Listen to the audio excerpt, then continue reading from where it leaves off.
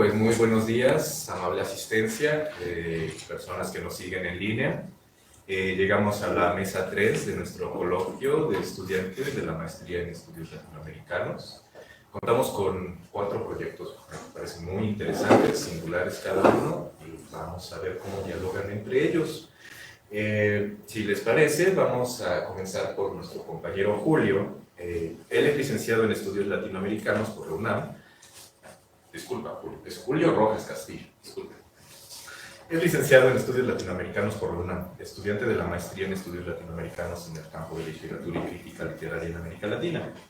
Sus áreas de investigación son la literatura cubana y latinoamericanas contemporáneas y los diálogos interdisciplinarios entre literatura, historia y política. Bienvenido, Julio. Hola, muchas gracias, buenos días a todos. Yo les voy a presentar mi ponencia. Antes de comenzar me gustaría hacer un par de precisiones. Primero cambié el título, que estaba como en el programa, y también eso es como parte de una reestructuración del proyecto. Y bueno, cambió el título que está allí. Y dos, esto me parece muy importante señalarlo, que este proyecto de investigación parte de un artículo escrito en coautoría con la colega Brenda Gutiérrez, el cual se llama Gran Sinfonía de las Notas Falsas, la poética del silencio en la obra de Carla Suárez, que está en prensa y eventualmente saldrá. Y bueno, comienzo con una cita de Benjamin. Antes que de los soberanos, prefería ocuparme de sus pedestales, porque lo que sucedía en ellos, aunque fuera poco claro en el contexto, estaba más cerca en el espacio. Infancia en Berlín hacia 1900. Al estudiar el proceso de la Revolución Cubana, es común observar la preeminencia de un lenguaje de guerra. Frases como pueblo combatiente, hasta la victoria siempre, o patria o muerte venceremos, permiten entrever un interés por crear una atmósfera de guerra. Si bien es cierto que resulta inexacto y hasta polémico referirse a la isla como un país en dicha circunstancia, lo cierto es que este lenguaje y sus conocidas metáforas han servido para justificar la imposición de un estado de excepción como técnica de gobierno. Como advierte el escritor cubano Antonio José Ponte, a partir de 1959, abro cita, la industria de la guerra vino a reemplazar a la industria del turismo. Preparativos bélicos relevaron al trapicheo turístico. La música fue sustituida por las arenas, la prostitución por otras fanfarronerías del pueblo. La Habana fue declarada campo de guerra que duraría décadas. Cierro cita. Dicho estado de excepción, de la mano del debate sobre el intelectual comprometido que se dio en los 60 en la isla, alentó la formulación de una serie de relatos de gloria y fundación, abocados a construir la historia cubana y la identidad del sujeto revolucionario. Aquí les presento un, ¿cómo se le llama? Bueno, un fotograma del cortometraje PM. Este cortometraje propició, pongo entre comillas las palabras a los intelectuales, que en alguna medida como que marcaron una serie de prescriptivas de lo que tenía que ser el arte en Cuba, ¿no? Entonces aquí les dejo esta imagen para un poquito ir contextualizando. Y bueno, como parte de estos relatos de gloria y fundación, que se va, o sea, como de consolidar una memoria de la Revolución Cubana, ¿no? De las gestas. Como señala Paul Ricoeur, ya que la naturaleza frágil de la identidad nacional requiere de la ideología para cohesionarse, también es necesario un entramado narrativo que transporte el discurso de tal ideología. Cito a Ricoeur: la dominación no se limita a la coacción física. El relato impuesto se convierte así en el instrumento privilegiado en la empresa de seducción e intimidación. Cierro cita. Es por eso que, para el caso cubano, los relatos de fundación y de gloria resultaron útiles para moldear una identidad y una memoria en los individuos. Las crónicas de guerra y los textos de carácter testimonial fungieron como vehículo para la transmisión de estos relatos. Si bien a lo largo de la década del 60, diversos textos respondieron a la exigencia del intelectual comprometido y a la reproducción de un discurso militar, no sino con la llamada trilogía de la violencia, que dicho discurso adquiere una forma más definida. Bueno, aquí esta no es la trilogía de la violencia, la trilogía de la violencia es la siguiente, pero lo que quería señalar, bueno, está en la siguiente diapositiva, es que lo que digamos, se empieza a impulsar son una serie de obras donde principalmente está la parte testimonial y la parte rememorativa de la gesta revolucionaria, ¿no? Y bueno, y también de otra serie de memorias que le interesa al gobierno revolucionario recuperar, ¿no? Está el caso de Biografía de un cimarrón, de Barnett, que es del 66, Bertillón 166, estas son como novelas como unas entre las muchísimas que hubieron, ¿no?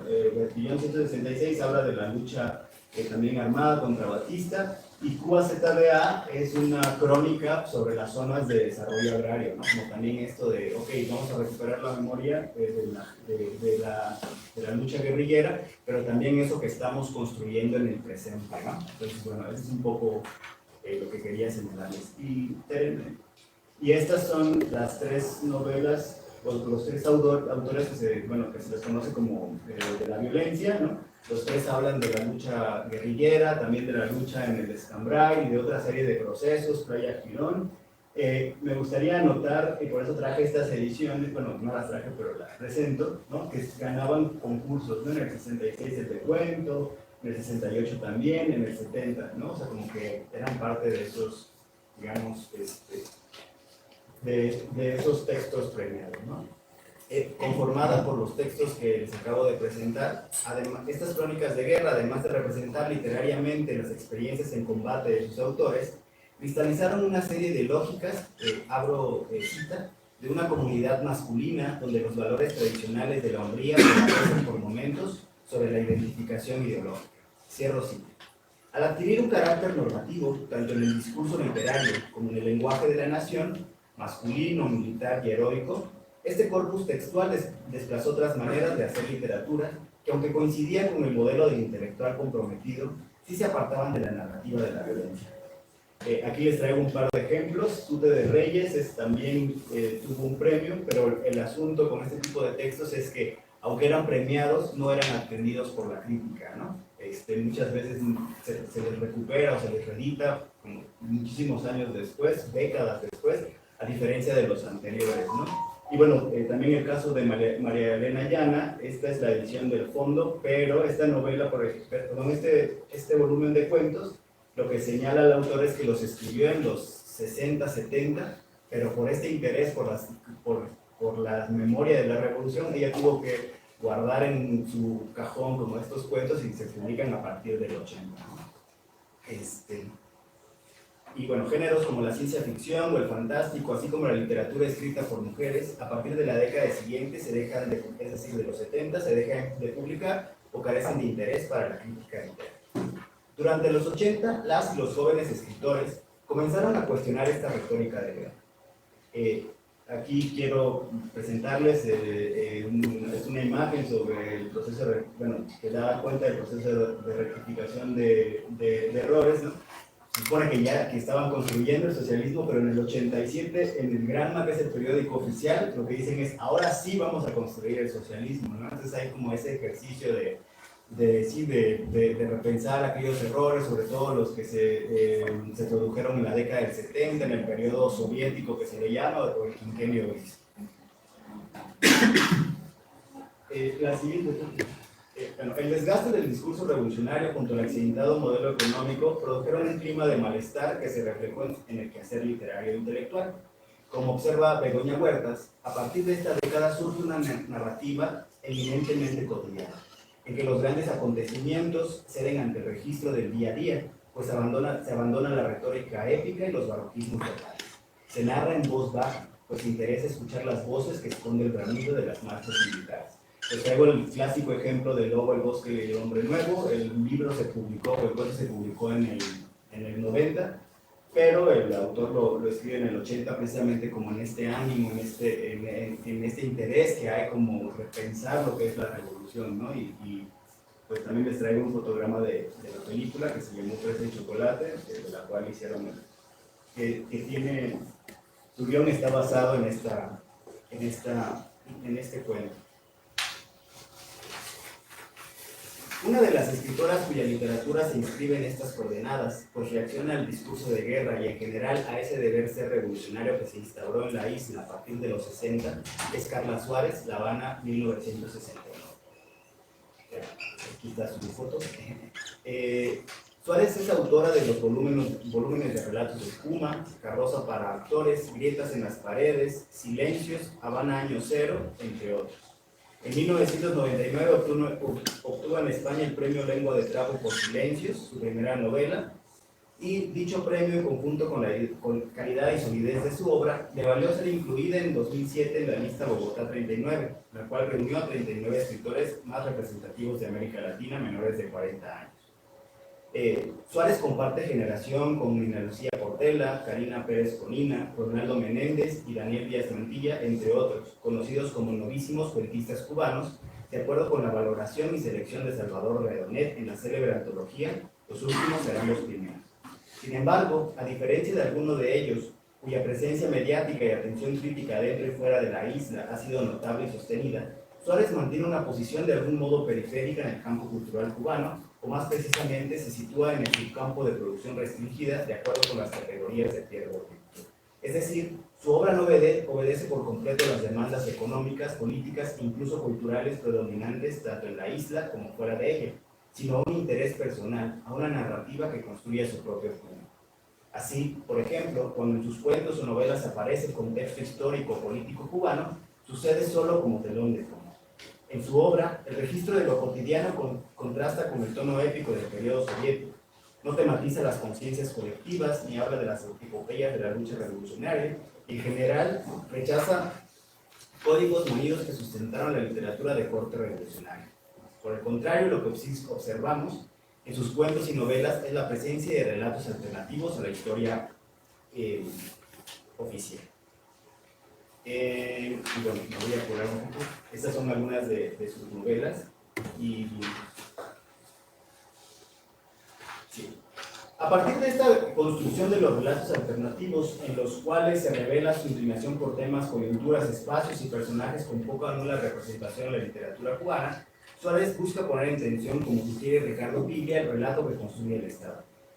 En el caso de Habana Año Cero, novela cuyo análisis dedicaré investigación, en un principio había contemplado trabajar 3 novelas que yo he denominado su ciclo habanero, que son Silencios, Habana Año Cero y El Hijo del Ebro. Sin embargo, al tomar en cuenta los tiempos de la maestría, decidí acotar mi investigación a una sola novela. Ahora voy a dar algunas muy breves reflexiones sobre esto. Habana Año Cero es un bibliomystery, o para emplear un término acuñado por el crítico literario Héctor Fernando Vizcarra, un enigma del texto ausente. Esto, ya que la novela se centra en la búsqueda de un documento extraviado o ausente con el cual se comprobaría que el teléfono fue inventado en Cuba por el científico Antonio Meucci en 1849 y no oficialmente como se ha establecido por Graham Bell en 1876. Esta es una imagen de Antonio Meucci. Este no es el manuscrito de Meucci, es un artículo que escribió Fernando Ortiz en 1940 y al que da cuenta de la novela. Entonces también me interesa encontrar en la novela como esos contactos, ¿no? Porque en la novela se habla de este personaje en el 93 y por qué la novela remite a este texto de 1940 de Fernando Ortiz. ¿Qué diálogo está planteando, ¿no? Como señala Vizcarra en un enigma del texto ausente, la búsqueda del documento, entendida como el motivo literario de su trama, genera el revelamiento de información alterna u oculta sobre el pasado, en particular sobre la historia de bronce redactada desde las instancias oficiales. En efecto, al revisar esta novela, encontramos que constantemente la historia es increpada. Por ejemplo, cada tanto uno de los personajes de nombre Euclides, que también está embarcado en la pesquisa de los apuntes de Meucci, dice que los libros de historia mienten y que el silencio que ha caído sobre la invención del científico es una injusticia que debe ser rectificada. Para hallar dicho documento o archivo, los personajes se embarcan en una serie de aventuras, las cuales, cabe decir, no son extravagantes precisamente. No hay persecuciones, asesinatos ni intrigas internacionales, sino más bien de índole intelectual, afectivo y desde luego doméstico. Es decir, se construyen historias pequeñas, de a pie o desde abajo, como ya hemos comentado. Puesto que la novela acude al registro policial, en el camino los personajes van revelando sus verdaderas intenciones.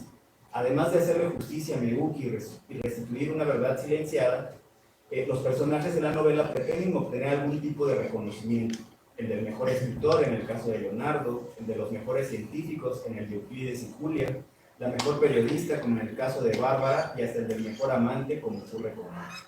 Y es por ello que terminan reproduciendo las mismas prácticas que intentan combatir, las mentiras.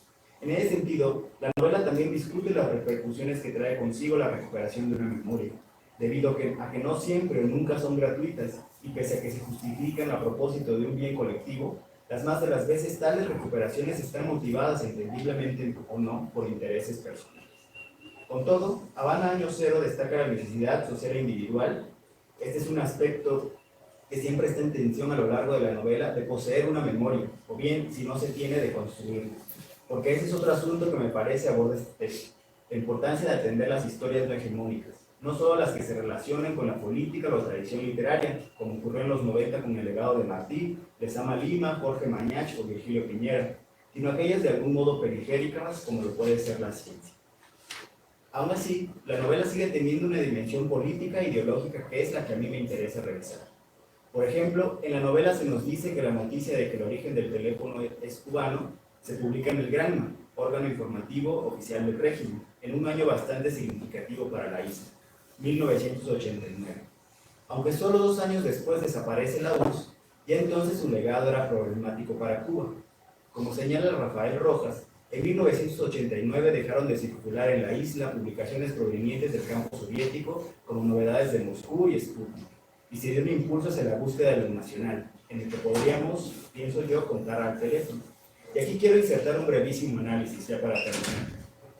De acuerdo con la novela, lo que el Granma anunció fue, cito, el teléfono se inventó en Cuba, cierro cito.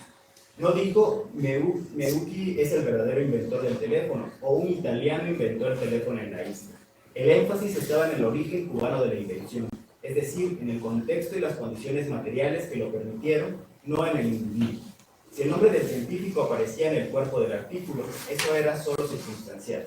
Por lo demás, habría que verificar si en efecto dicho artículo se publicó en el Granma, aunque me parece que tampoco importa mucho.